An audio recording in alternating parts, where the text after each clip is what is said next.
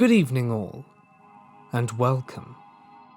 Have you ever thought it would be wonderful to get away from it all, go back to nature, and spend time in a remote and isolated cabin?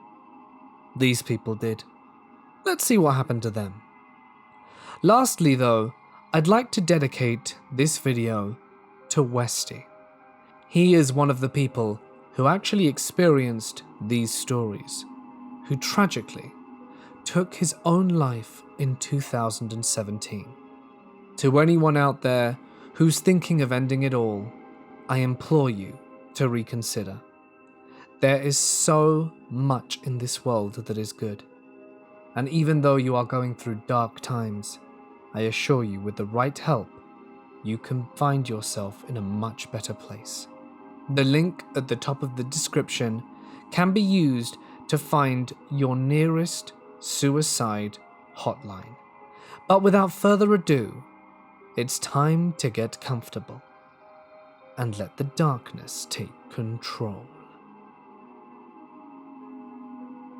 In December of 2002, one of my best friends, Richard, was getting married. I had moved off the peninsula a few years before and had never met her, but apparently they had been together a while. Against my advice, he had joined the Marines and was marrying his girl before he shipped off to Iraq for his first tour. My other two best friends, Kyle and Westy, came back to our old hometown of Port Angeles for the wedding as well. We had a good time the night before the wedding and woke up early to make the 50-mile drive to Forks for the ceremony at the courthouse. Things started out badly, as the tire on my car blew out early on the way there, and we were forced to make the rest of the trip on my spare, driving under 20 miles an hour. We were almost late, but we made it, and they had a nice little ceremony before we went to the bride's grandmother's house for the reception. The festivities didn't end until well after dark. The drive back to Port Angeles was too risky to make with a spare tire. It was overcast, foggy, and pitch black. There were no street lamps on the highway between Forks and Pennsylvania. My car was small and black, and we had almost been hit by speeding cars in the daytime, so I wasn't going to be able to get back to Pennsylvania until I had a new tire, but there was nowhere left in Forks open to buy one at that time of night. So we were going to have to find somewhere to bed down until the morning. The bride asked if we could crash at her grandmother's, but the grandmother said that she was afraid of the things that we could do to her in the night. Obviously, she was out of her mind. It was way too cold to sleep in the car. I had spent too much money on the party the night before, being the best man and all, and we couldn't get the money together for a room. The bride suggested her other grandma's cabin. Her other grandma had passed away a few months ago, and the cabin she lived in out towards La Push was vacant. My friend Kyle inexplicably said, "No way, I'm going to take the last bus back to Pennsylvania. I'll see you tomorrow," and walked out the door without another word. That should have been a big clue to me that something was wrong, but I was stuck because I wasn't going to abandon my car. I grabbed my things, and Richard and his new wife drove us to her dead grandma's cabin about 15 minutes outside of town. It was in the middle of nowhere, and although they called it a cabin, it was more of a 2-story house. There was a lamp in the driveway, but other than that, everything was pitch black out. Richard and his bride let Westy and I inside, and had a look around with us. Most of the furniture had already been removed by her family. There was a card table and a few metal chairs in the kitchen, and a wardrobe still in the only bedroom. The wardrobe, however, was completely empty. Its contents were in a pile in the middle of the room, and formed a man-sized nest. My uncle uses this place as a hunting lodge sometimes. He's a bit crazy. He hasn't gotten over Grandma's death, she volunteered. If he finds you here, he'll be really mad, so you should probably hide if you hear him. But he leaves a lot of Pepsi and beer in the fridge, so you can help yourself. Westy and I felt exactly as you'd imagine we did, but at this point, it was either stay here in the cabin with heat, or try to sleep outside where it's below freezing.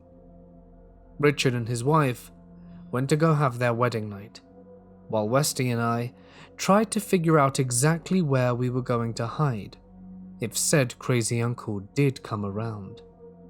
There was a set of retractable stairs going up to the attic, where we found a couple of dusty, stained single mattress covers with old handmade quilts and the husk of 1,000 dead insects. We decided it was best to retract the stairs and hide out in the attic for the night. Apparently, the crazy uncle preferred to sleep in a pile of his dead mother's clothes. The kitchen was devoid of knives, but I found a wood-splitting maul on the back porch, which we kept upstairs with us just in case. In my backpack, I still had a couple of malt liquors left over from the night before. Without TV or radio or any other form of entertainment, Westy and I sat on the mattresses, drinking Mad Dog 2020 and talking about old times with all the trouble that Richard had gotten himself into this time. Without any clocks available, we lost track of time and had a decent buzz going. What we heard sobered us up pretty quickly. We heard a noise that sounded like the doorknob downstairs being shaken violently. With wide eyes, we looked over at each other and listened carefully. The noise occurred a few more times, and I slowly moved to the window to try and quickly peek out to see if there was a car in the lamp-lit driveway. There was nothing. We sat silently for a while and heard nothing. We began to talk again, but once again were interrupted by what sounded like the refrigerator slamming shut and chairs being moved across the floor. There were no voices.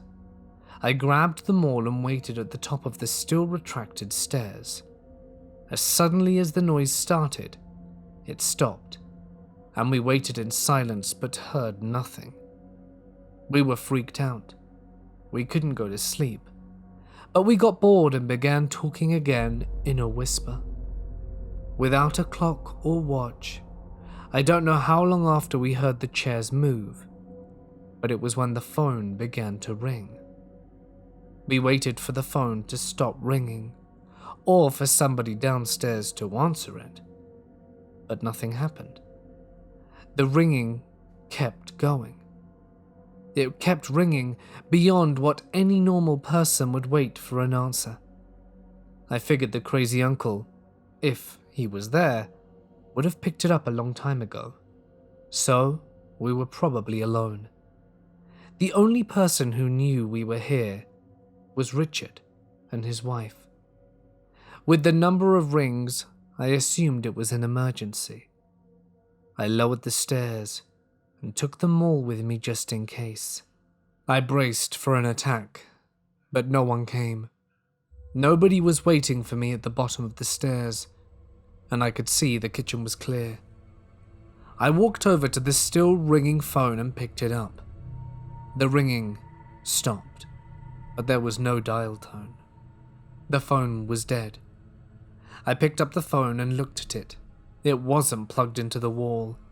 It was an old rotary phone with a mechanical belt that looked like it had been made back in the 60s. It sat there silent. I used the bathroom and went back upstairs and told Westy about the phone. He said I was messing with him, but I assured him I wasn't and told him to go and look for himself. Westy, suffice to say, was pretty freaked out. He needed to take a leak, but was too afraid to go downstairs. Instead, He peed out of the second-floor window into the cold night air. The window stuck open, and it was freezing. I was freaked out and mad. The phone started ringing again. We sat and counted the rings. I remember counting as high as 170 when I decided it was useless. I wasn't going back downstairs to answer an unplugged phone. I lay down on the mattress, listening to the phone ring, and passed out. In the morning, Westy and I woke up early and freezing.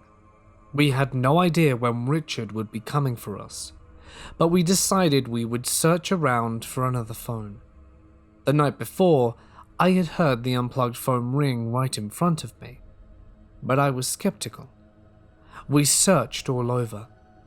There was only one phone on the property. It was the one sitting unplugged in the kitchen. I looked it over. There was nothing funny about it at all.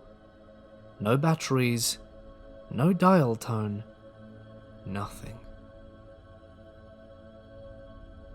To preface this, I should mention that all of this took place back home on my reservation. I'm Algonquin First Nation from Canada. Another thing I should mention is that on the res, traditional beliefs and legends of the paranormal are still a big part of our community. The attitude of most people towards the paranormal is one of assurance. To us, the paranormal is a part of regular life. We believe in a spirit world, and we believe that sometimes these beings can cross over into our world and maybe even live among us. When I tell paranormal stories to my non-native friends, they're always in such disbelief that things like this have actually happened, and how casually I talk about it. But it's only because it's been so normalized for me. Where they have absolutely no paranormal experience, I have a bunch, and most everyone I know on the res has even more than I do. I don't really care to explain it. Maybe we're all crazy from drinking our toxic tap water. Justin Trudeau. I don't know. But here's the story. This all happened in the fall of 2011, when I was 16 years old. I was living in a nearby city with my mum so that I could get a better education than the one I could get back home. But we'd go back every single weekend to see my dad and little brother. One Friday during the drive back home, I got a taxi from a friend of mine. She told me about a party that was happening that night and asked me when I'd be home so they could come pick me up, and gave her a time, and that was that. We get home, and as soon as we stepped inside the house, we see my dad and my cousin sitting at the kitchen table drinking some beers. They're both cops on the res, so usually beers with his partner on the Friday evening means that they've had a particularly tough week at work. Typically, the toughest cases tend to deal with child abuse. They both look tired and drained, but are happy to see us. We give our greetings, catch up a little bit, and my dad asks me if I have any plans. I tell him about the party and where it'll be, and he and our cousin share a weird look. "Why are you guys making that face? Did something happen?" I ask. "I don't know. Should we tell her?" my cousin said, looking at my dad. He laughed, and they decided that I should probably know what's been going on since I'd be going to a cottage pretty deep into the woods later that evening. They start with the first strange call they got on Monday night. An older woman called saying that people were outside of her house, knocking on all of her windows. She said she couldn't see anyone, but there must have been at least 3 people, judging by the different locations of the knocking. They arrive at the woman's house, inspected all around it, and even checked the woods, but nothing came up.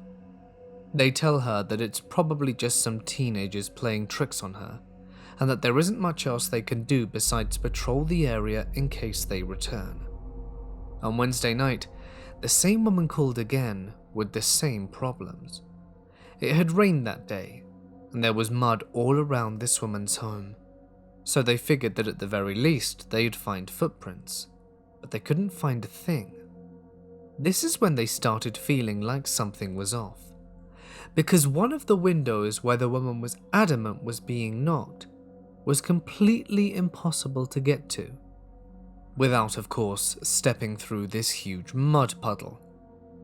This is when they started to think that the woman was lying, but they just told her the same thing they'd told her a few nights prior. By Thursday night, everyone on the res had been talking about these strange experiences. It turns out this woman wasn't the only one experiencing the knocking. She was just the only one to call the police.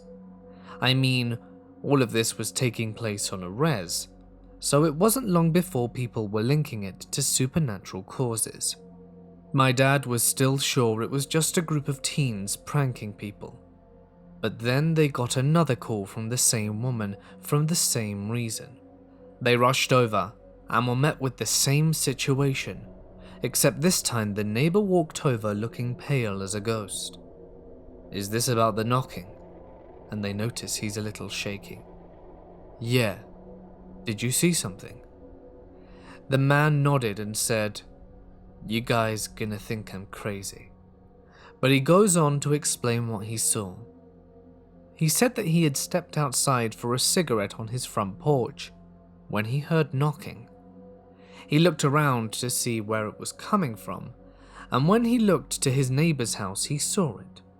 There was a black figure standing outside the woman's window, the same one with the mud puddle that I mentioned, looking into her home. He said it looked humanoid in stature, but completely made from shadow. You could tell it was something solid-ish, but you couldn't make out any features on it. He stared at it completely in shock, and watched the thing as it knocked a few more times and then darted around the house, knocking on every single window. He said it moved too fast to be human. It was practically a blur. It went around the house a few times, then ran across the road into the tree line behind one tree in particular. The man was frozen. He couldn't look away.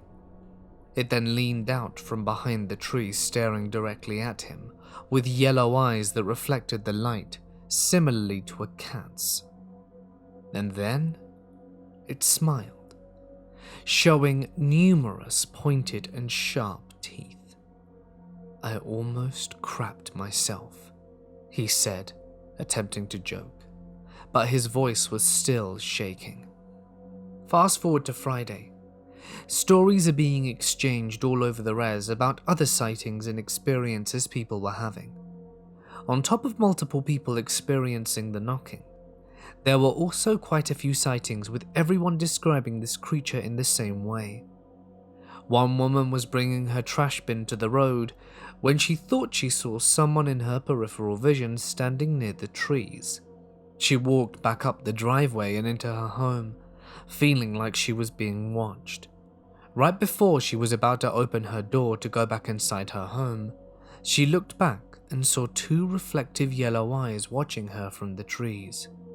She said it was about 5 feet above the ground. Another couple were driving at night, and they saw a humanoid figure standing in the middle of the road. As they got closer, they slowed down, and it turned around to face them.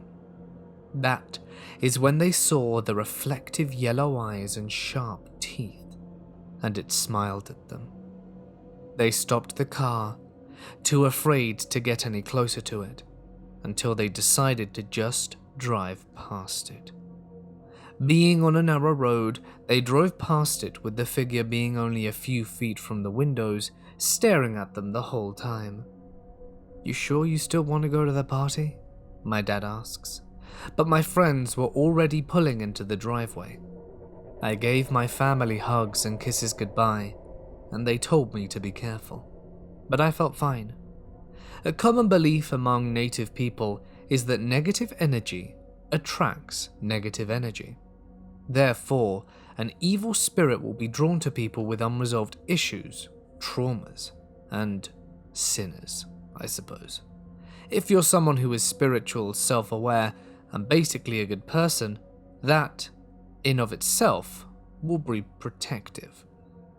I get to the party, and within 20 minutes the conversation shifts towards all the paranormal experiences that people have been having. I'm really curious about what everyone has to say, because they have stories that I hadn't heard yet. But my friend, us being 16 and all, couldn't hold her alcohol very well and was crying about how she wishes she was closer with her brother.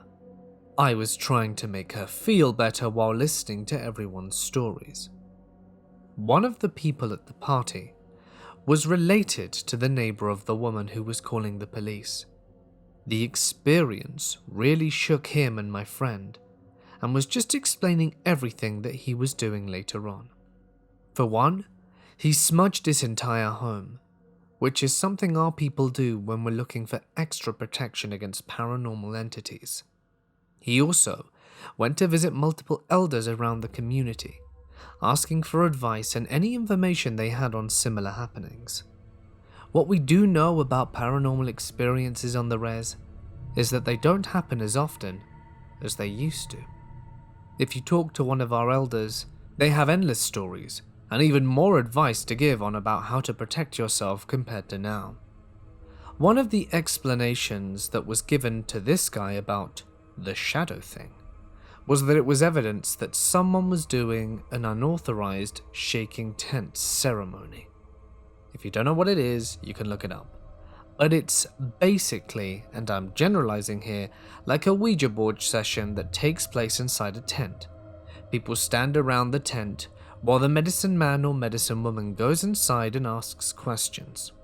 Their tent begins to shake, and you can hear the voices of spirits coming through. I've personally never been to one because we haven't had a good enough reason to make one. But typically our ancestors used shaking tent ceremonies when we were starving in the dead of winter and needed some direction on where the nearest food source was. My mum's been to one, and her story is absolutely crazy. She described multiple voices of men and women only speaking the native tongue, and they were upset that the people were doing a shaking tent ceremony when they weren't on the verge of death. The people there had to explain that they were only doing it to prove that it was real, as we had been losing our culture as a result of residential schools. But the spirits were angry, saying that the bridge between the two worlds should never be opened unless absolutely necessary, because you don't know who you're communicating with. It could be evil spirits and it could be good ones. It could be our ancestors, but you never know. Anyway, the elders told him that the spirit crossed over into our world because of a shaking tent ceremony. Someone on the reserve had been doing them without consulting the elders. So we started talking about who would do that without proper guidance and without good enough reason to do so. Then one of the drunkest dudes at this point starts saying stuff like, I'm not scared. That thing could show up now and it wouldn't do anything. Basically egging an evil spirit. All of us were looking at each other like, why would you disrespect it? That's exactly how it will attract to you. And that's when I decided to leave the sunroom where everyone was and went to the living room to console my drunk and crying friend. That's when I noticed that the rocking chair outside on the porch was going back and forth by itself. I looked away immediately, refusing to make eye contact, but I did look from my peripheral vision. I'm inside the cottage and keep seeing this rocking chair going back and forth, but another thing that we're raised to do in our culture is to ignore paranormal experiences. Spirits feed on the energy that people put towards them, so if you freak out, if you get angry, if you yell at it or start to cry, that is exactly what it wants, and it will stick around once it gets a reaction. It thrives on energy of any kind, so while I knew something was messed up with that rocking chair, I wasn't about to pay it any attention. 5 minutes or so go by, and I can still see it moving out of the corner of my eye. That's when my friend screams, and she runs to the other side of the sunroom. My other friends sprint to where the girl was sitting and bust through the French doors onto the balcony. All of this is happening in a split second, but I immediately go to the patio and ask what's going on. The girl is still crying on the couch with friends all around her. She claims to have seen the spirit, which we later nicknamed Kokoji, which is Algonquin for monster. She said she was listening to the boys talk about the spirit when she saw the boy's face as he was looking out on the balcony behind her. She turned around to see what he was looking at, and directly on the other side of the window was the shadow spirit sitting on the rocking chair, smiling at her, literally 3 feet from her. That's when the boy sprints towards it and busts through the French doors. I walk out to find the boy on the lawn staring into the woods. I call his name, and he looks up at me and tells me to get everyone inside. The tone of his voice makes me automatically obey, and I get all the drunk teenagers in the cottage. This is when the phase, "come at me bro," was just gaining popularity. So you could imagine yelling that into the woods was a terrible idea. I eventually get everyone inside, and my friend who's a girl isn't crying anymore, but she's visibly shaken from the experience. The guy comes back inside, tells everyone to clean up, and that we should all leave ASAP.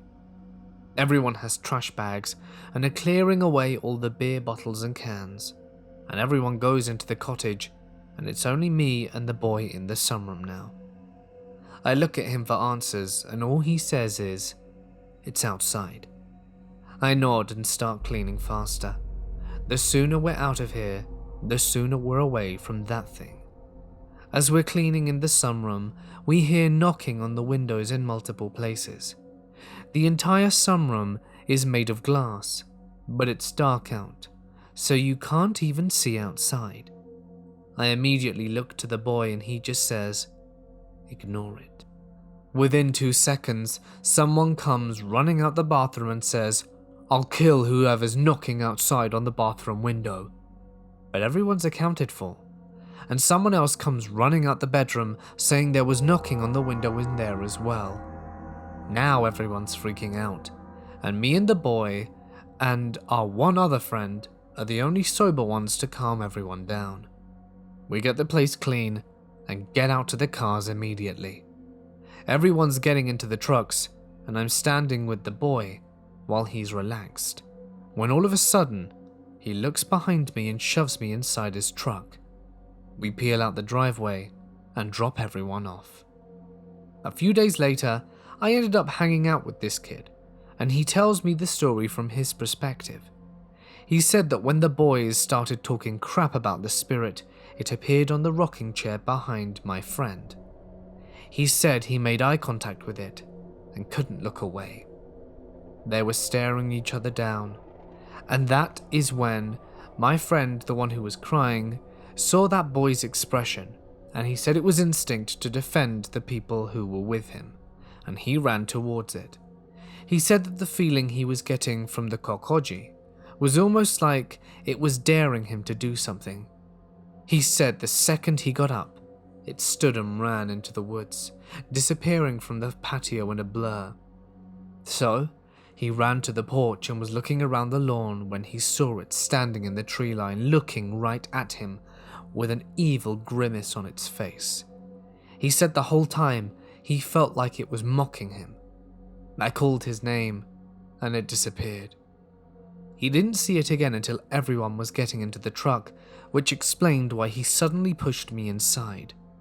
He said it was standing on the far end of the truck very close to us, and later that night when he dropped everyone off, they realized that they never locked the doors, so he went back to the cottage. But his friend, whose cottage it was too scared to go in, so my friend goes in by himself. But the second he opens the door, he sees this thing standing in the living room, and he locks the doors as quickly as he can and peels out the driveway. Sightings continued for a few days after that. We definitely weren't the only people on the res to have experiences like this, and then it stopped all of a sudden by itself. It was the talk of the res, and everyone was curious about what happened to it. Would it come back? What was it? But word ended up getting around that there were sightings north of our community. White people in the town just north of us were having sightings, and then the other reservations were having sightings too. It was like it was traveling north, the way the stories were going anyway.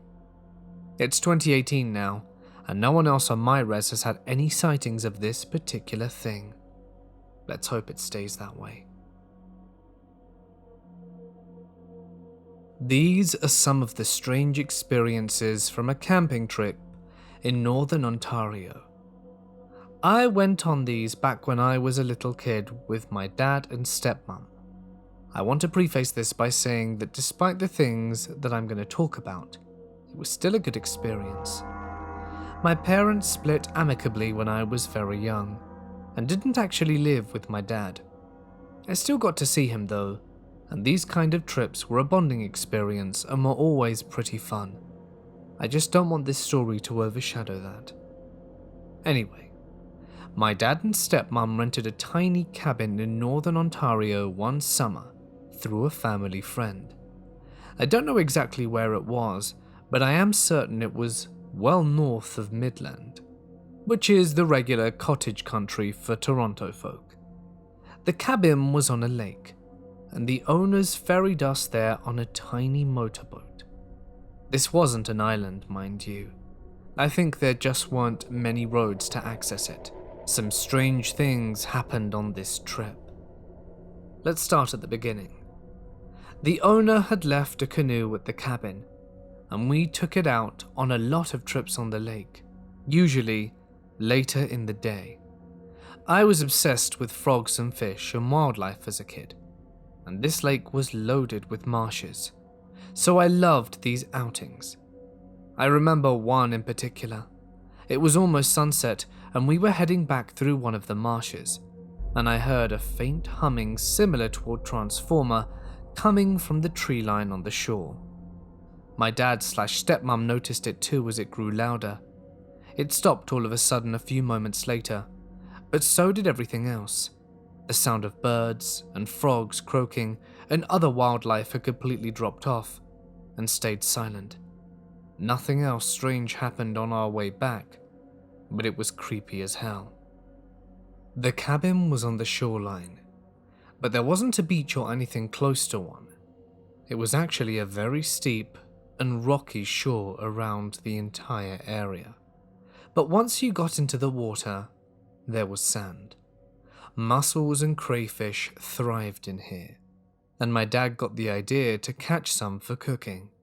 Freshwater mussels taste terrible, by the way. Don't try it.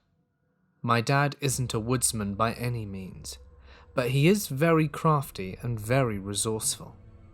We canoed to a sandy area close to the shore and waded out to catch mussels.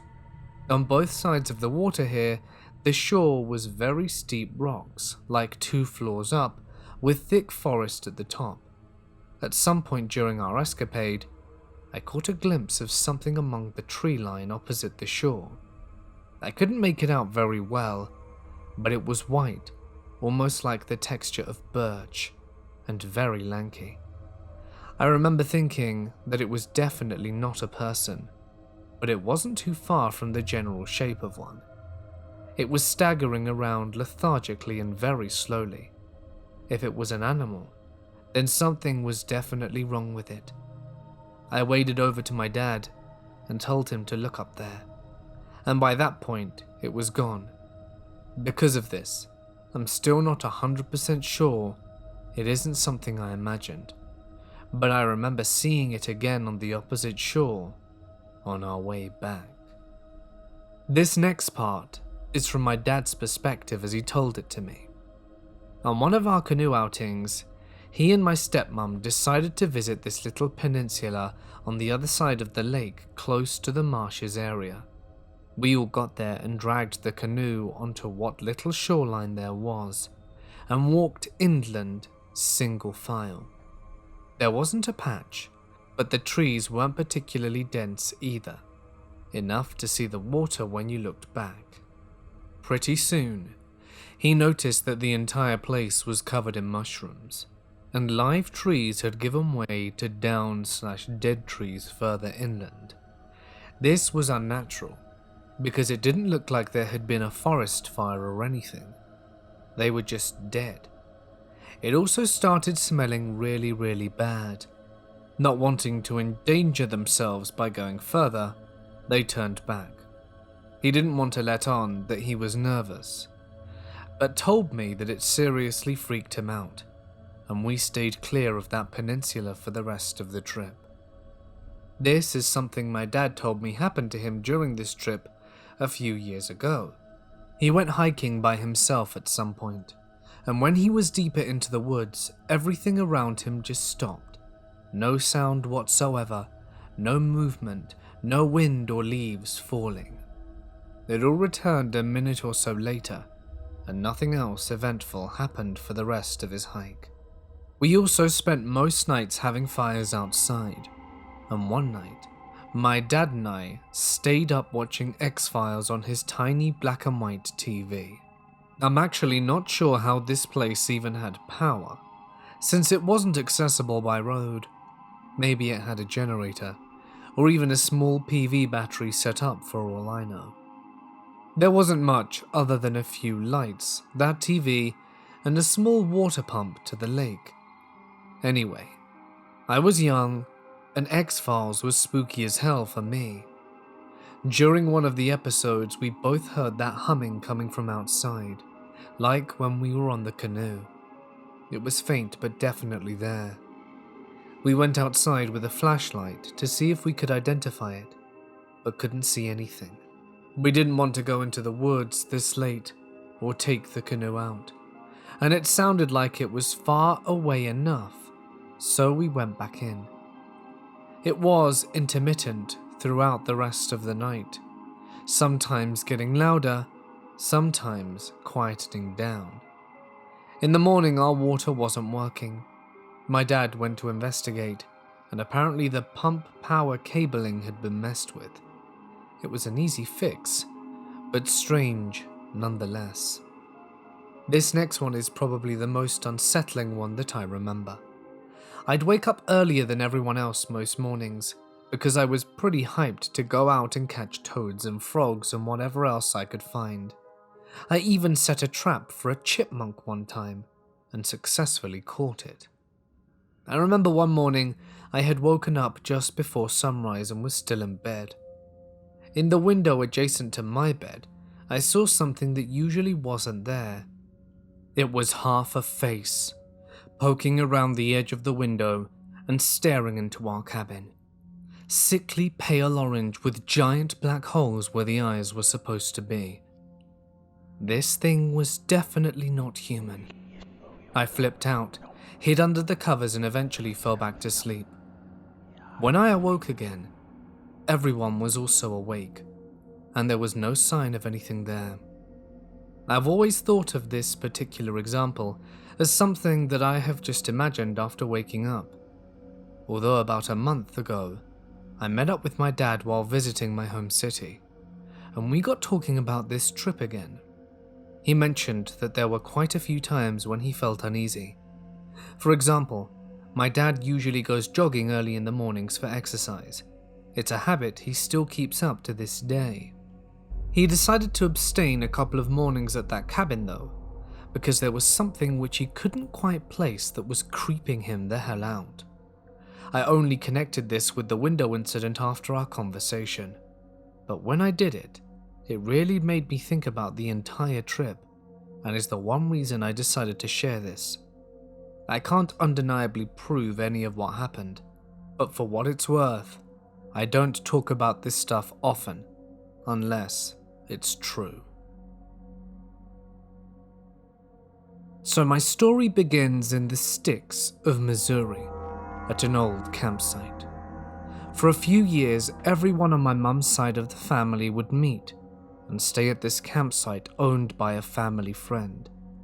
It lies on the Mississippi and is miles away from any town. It's about 20 acres overall of mostly cleared land, but with woods lining the perimeter, and has a pool, cafeteria, mess hall, gymnasium, and about 10 cabins. It sits next to an old plantation house that was turned into a stop on the Underground Railroad, as it has a secret room behind the fireplace that held people.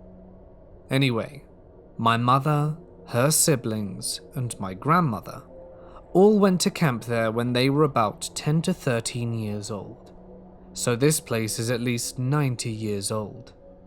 There are signatures all over the cabin interior from past campers, dating back from the early 20th century, and perhaps earlier, until present.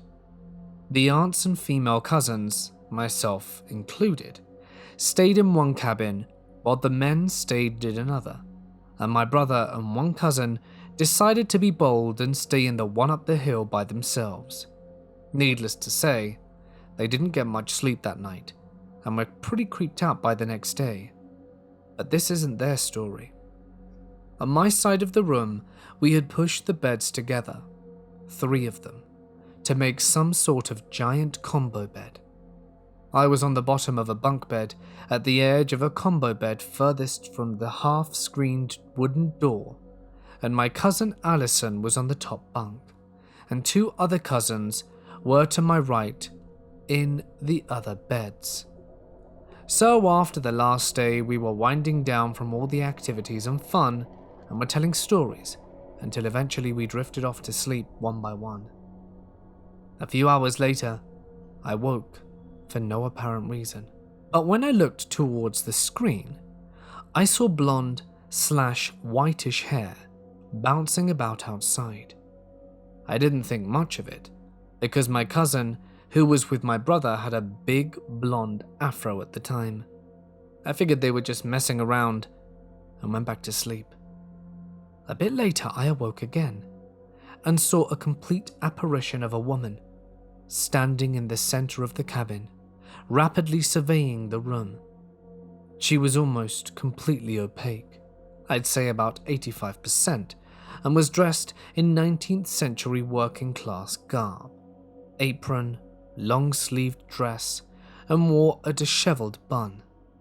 She was looking around the room, to me, and seemed confused as to what we were all doing there, but I did not feel that she was a negative presence. At this point, I was still in a stupor for having been awoken in the middle of the night, so I grabbed my flashlight that was next to me, shined it on her and said, "What?" in a whispered yell. Had I been completely conscious, this probably wouldn't have happened, but I felt reflexive. When the light hit her, she vanished. When she vanished, I felt unable to comprehend what happened at this point in the night, so I rolled over and went back to sleep. The next morning, I had somewhat of a realization of what happened, but I didn't want to tell anyone out of fear of having it dismissed as nothing and no one believing me. We were all getting ready for the day and walking to the mess hall for lunch, when my cousin Allison asks me if I'd seen anything weird in the night. Shocked and relieved, I recount the story to her. Apparently, she had awoken just before me and saw the woman in the room. Not knowing how to react, she slowly turned over and tried to fall asleep again. Moments later, she heard me click my flashlight and exclaim. She said she also didn't want to feel that she was a negative presence, and thought that she looked as though she was checking up on us and making sure that everyone was okay. We recently went back over this story together, and it turns out we've both experienced unexplainable things throughout our lives. We've just never talked to it to anyone, because we assumed no one would understand or want to understand. She suggested we possessed some sort of sensitivity to these kind of energies, and since her realizing it in herself has honed her ability. I agree with her, and the fact that we were the only 2 to feel her and wake up seems significant. Anyway, we told the story to the rest of the family, and everyone was spooked. We haven't returned to the campsite since. I assume it's because everyone assumes no one would want to go again because of what happened. But, like Allison and I said, she wasn't malefic at all. and I would be happy to return. Hey guys, it's Mort here, and thank you so much for listening. You know, I was thinking back, if I had ever stayed in a cabin, and I have once in New Zealand with my wife. This was 2 years ago now, just over 2 years ago, maybe 3 years ago now actually. We were driving through New Zealand having an absolutely amazing time, and I think it was our second night, and it had not stopped raining all day, and my passport had gotten ruined because of the rain. And feeling pretty glum, I told my wife I didn't really want to sleep in the van because it was very cold in the van, and we booked a cabin. It was a good price. The cabin in itself was amongst other cabins and basically next to a road, so it wasn't creepy, and by all accounts, quite an enjoyable experience. But I do wonder what it would be like to be in a cabin, isolated, remote, in the middle of nowhere. I think that will be a completely different experience entirely, and hopefully one day, one I can experience myself and share with all of you if anything spooky happens. In any case, if you enjoyed the video, do not forget to let me know. How to do so is simple. You can like the video, you can comment on the video, you can subscribe to this channel for daily horrors, and you can press the bell icon to be guaranteed to receive them. All good stuff. If there is a story that you would like shared, you can find the information in the description to send it to my email or post it to my Reddit page. But anyway, for now, it's time for me to sign off. Stay awesome, and I'll see you in the next one. Rest in peace, Westy.